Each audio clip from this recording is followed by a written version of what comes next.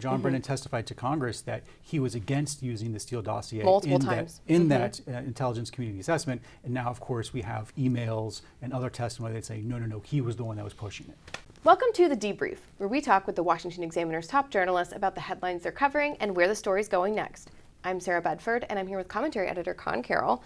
Conn, DNI Tulsi Gabbard, CIA Director John Ratcliffe, they are, over the past couple of weeks, declassifying old documents related to the Russia investigation that has really recast some of the actions that the Obama administration took in 2016 after Trump won.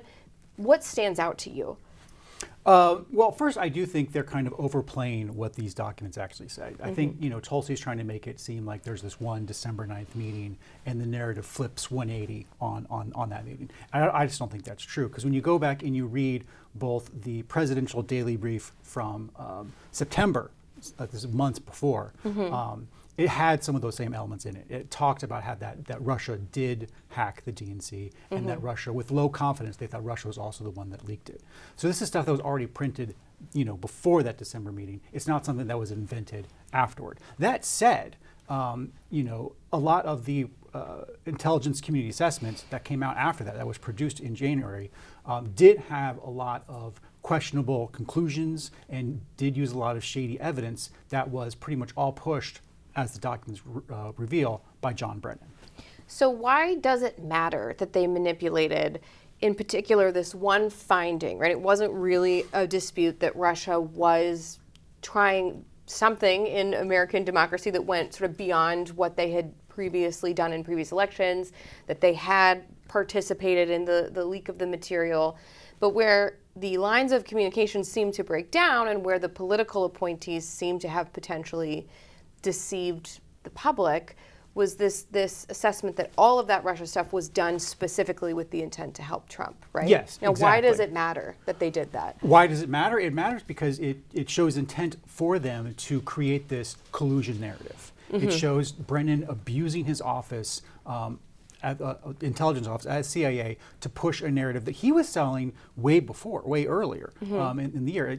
He says in his book that he became convinced in July of 2016 that Trump was colluding with Russia, and so he then starts talking to anybody, definitely Washington Post and New York Times reporters all the time, to push this collusion narrative.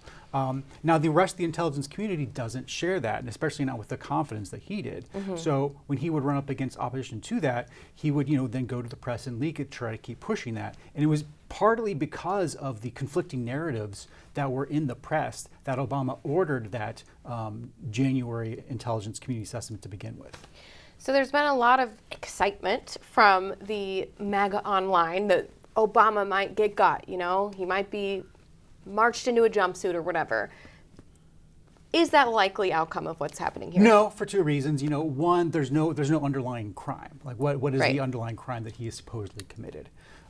Second of all, to the extent there is a crime, the Supreme Court case from earlier this past year that said Trump can't be indicted for the official business he conducts as president. And of course, Barack Obama as president ordering an intelligence assessment is perfectly within his line of duty as president. Right. So that Supreme Court case would inoculate him from any criminal charges. Do you think anyone else involved, based on what's starting to come out, has any criminal exposure? Yeah, I think John Brennan definitely does. I mean, John Brennan testified to Congress that he was against using the Steele dossier multiple times in that intelligence community assessment. And now, of course, we have emails and other testimony that say, no, he was the one that was pushing it. And FBI Director James Comey, who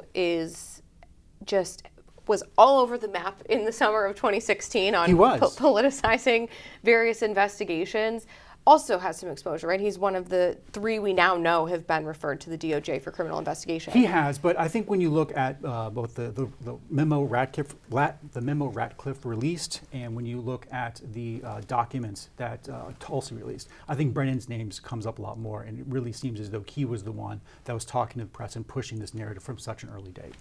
Well, Conn, thank you so much for being here today. Absolutely. You can get more from Conn and the rest of the commentary team at washingtonexaminer.com.